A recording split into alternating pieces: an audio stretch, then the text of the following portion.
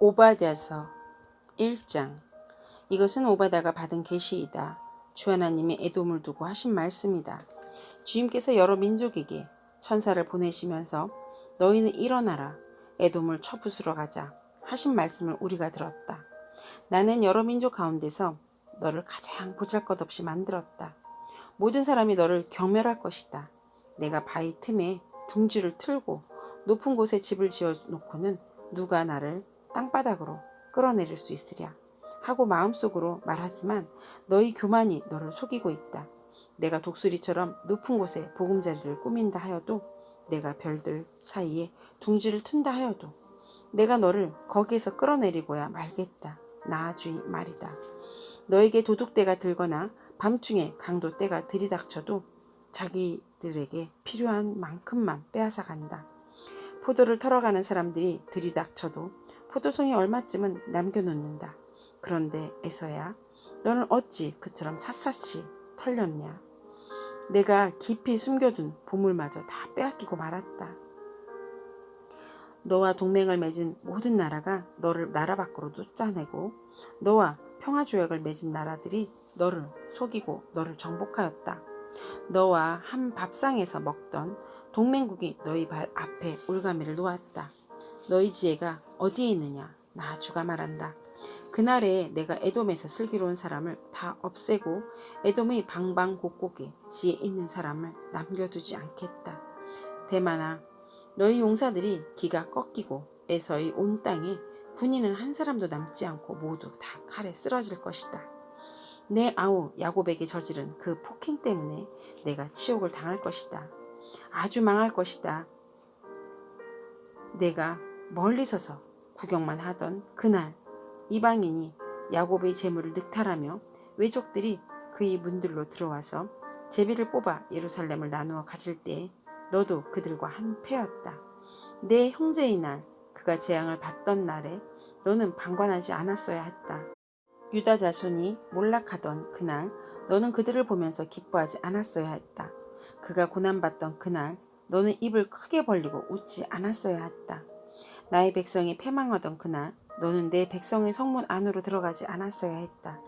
나의 백성이 패망하던 그날 너만은 그 재앙을 보며 방관하지 않았어야 했다.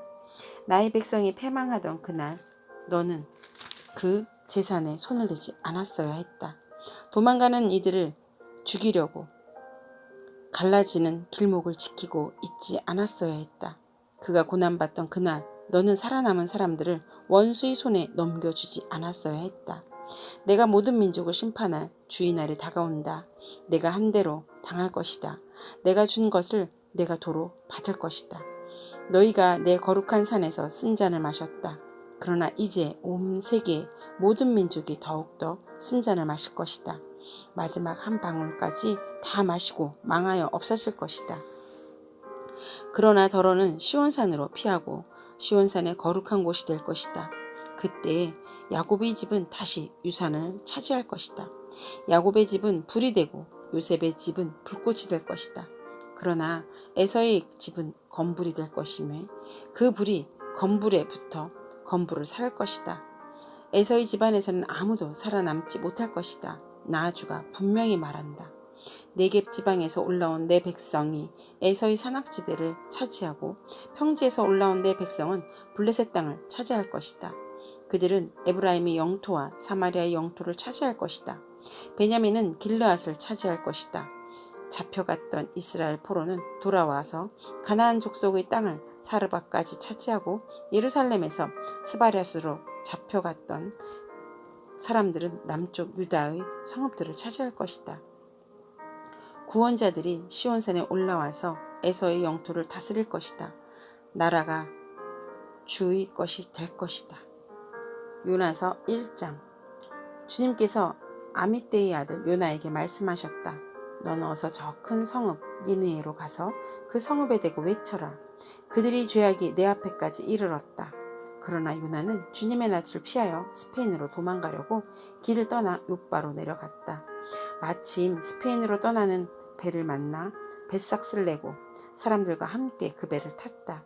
주님의 낯을 피하여 스페인으로 갈 셈이었다. 주님께서 바다 위로 큰 바람을 보내시니 바다에 태풍이 일어나서 배가 거의 부서지게 되었다. 뱃사람들은 두려움에 사로잡혀 저마다 저희 신들에게 부르짖고 저희들이 탄 배를 가볍게 하려고 배 안에 실은 짐을 바다에 내던졌다. 요나는 벌써부터 배 밑창으로 내려가 누워서 깊이 잠들어 있었다. 마침 선장이 그에게 와서 그를 보고 소리를 쳤다. 당신은 무엇을 하고 있소? 잠을 자고 있다니. 일어나서 당신의 신에게 부르짖으시오. 행여라도 그 신이 우리를 생각해 준다면 우리가 죽지 않을 수도 있지 않소? 뱃사람들이 서로 말하였다. 우리가 어서 제비를 뽑아서 누구 때문에 이런 재앙이 우리에게 내리는지 알아봅시다. 그들이 제비를 뽑으니 그 제비가 요나에게 떨어졌다. 그들이 요나에게 물었다. 우리에게 말하시오. 누구 때문에 이런 재앙이 우리에게 내렸소? 당신은 무엇을 하는 사람이며 어디서 오는 길이요? 어느 나라 사람이요? 어떤 백성이요? 그가 그들에게 대답하였다. 나는 히브리 사람이요. 하늘에 계신 주 하나님, 바다와 육지를 지으신 그분을 섬기는 사람이요. 요나가 그들에게 자기가 주님의 낯을 피하여 달아나고 있다고 말하니 사람들이 그 사실을 알고 겁에 질려서 그에게 소리쳤다. 어쩌자고 당신은 이런 일을 하였소? 바다에 파도가 점점 더 거세게 일어나니 사람들이 또 그에게 물었다. 우리가 당신을 어떻게 해야 우리 앞의 저 바다가 잔잔해지겠소? 그가 그들에게 대답하였다. 나를 들어서 바다에 던지시오. 그러면 당신들 앞의 저 바다가 잔잔해질 것이오. 바로 나 때문에 이 태풍이 당신들에게 닥치는 것을 나도 알고 있소. 뱃사람들은 육지로 되돌아가려고 노를 저었지만 바다의 파도가 점점 더 거세게 일어났으므로 헛일이었다. 그들은 주님을 부르며 아뢰었다. 주님 빕니다. 우리가 이 사람을 죽인다고 해서 우리를 죽이지 말아 주십시오. 주님께서는 뜻하시는 대로 하시는 분이시니 우리에게 살인죄를 지우지 말아 주십시오. 그들은 요나를 들어서 바다에 던졌다. 폭풍이 일던 바다가 잔잔해졌다. 사람들은 주님을 매우 두려워하게 되었다. 주님께 희생제물을 바치고서 주님을 섬기기로 약속하였다. 주님께서 큰 물고기 한 마리를 마련하여 두셨다가 요나를 삼키게 하셨다. 요나는 사흘 밤낮을 그 물고기 뱃속에서 지냈다. 요나서 2장. 요나가 물고기 뱃속에서 주 하나님께 기도드리며 아뢰었다. 내가 고통스러울 때 주님께 부르러 아뢰었더니 주님께서 내게 응답하셨습니다. 내가 수월 한가운데서 살려달라고 외쳤더니 주님께서 나의 호소를 들어주셨습니다.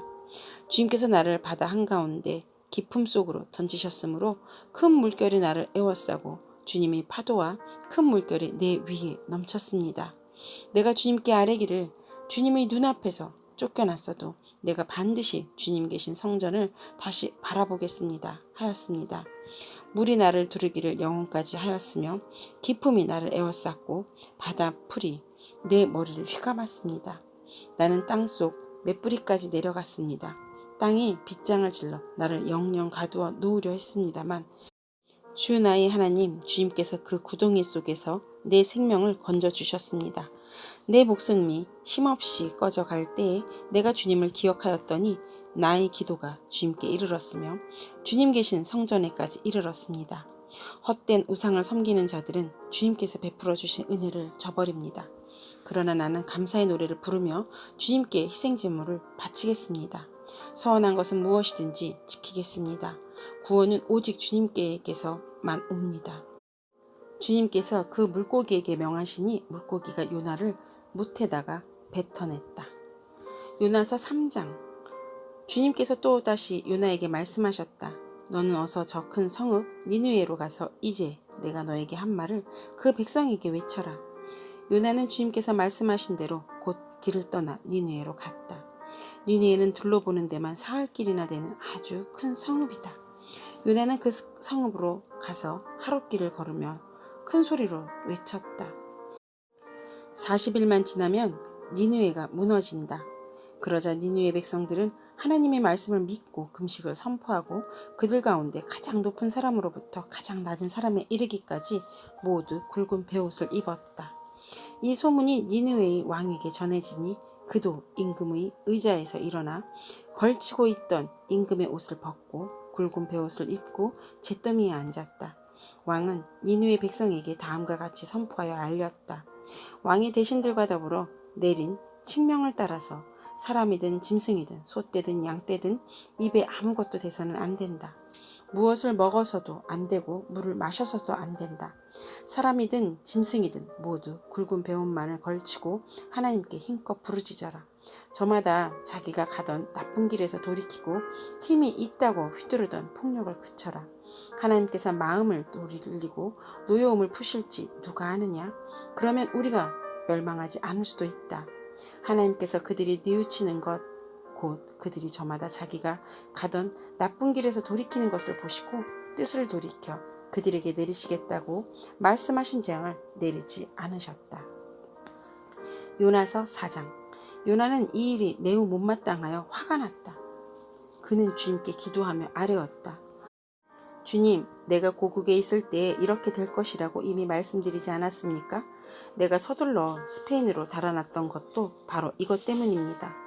하나님은 은혜로우시며 자비로우시며 좀처럼 노하지 않으시며 사랑이 한없는 분이셔서 내리시었던 재앙마저 거두실 것임을 내가 알고 있겠었기 때문입니다. 주님, 이제는 제발 내 목숨을 나에게서 거두어 주십시오. 이렇게 사느니 차라리 죽는 것이 낫겠습니다.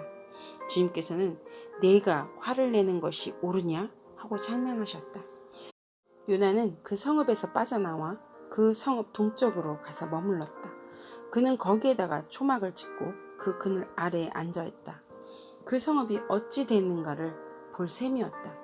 주 하나님이 박넝쿨을 마련하셨다. 주님께서는 그것이 자라올라 요나의 머리 위에 그늘이 지게 하여 그를 편안하게 해주셨다.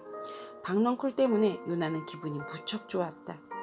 그러나 다음날 동이 틀 무렵 하나님이 벌레 한 마리 마련하셨는데 그것이 박넝쿨을 쏠아버리니 그 식물이 시들고 말았다. 해가 뜨자 하나님이 찌는 듯이 뜨거운 동풍을 마련하셨다. 햇볕이 요나의 머리 위로 내리쬐니 그는 기력을 잃고 죽기를 자청하면서 말하였다. 이렇게 사느니 차라리 죽는 것이 더 낫겠습니다.